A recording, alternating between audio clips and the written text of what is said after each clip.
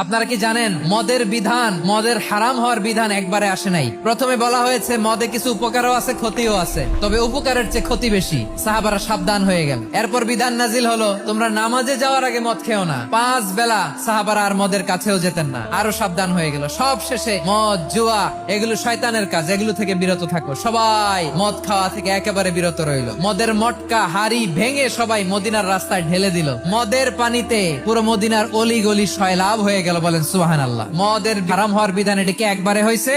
না। আমাদের কাছে অনেকে আসে, আয়সা বলে হুজুর আমার মেয়েটা পর্দা করে না, ওর জন্য দোয়া করেন। তা আমি বলি বয়স কত? 22। তো 22 বছর বয়স আগে কি করছেন? আগে পর্দা করাইছেন? না, করাই নাই। তো এখন তো আর হবে না। এখন তাকে আস্তে আস্তে বুঝান, মারে একটু মাথায় কাপড় দাও, একটু হিজাব করো। ওইটাতে অভ্যস্ত হয়ে গেলে এরপরে তাকে নেকাবের দিকে আপনি আহ্বান করেন। ওইটাতে অভ্যস্ত হয়ে গেলে হাত মোজা পা মোজা যদি করতে চায়, এইভাবে গ্রাজুয়ালি। একবারে ইসলামের সব মানুষ মানতে পারে না।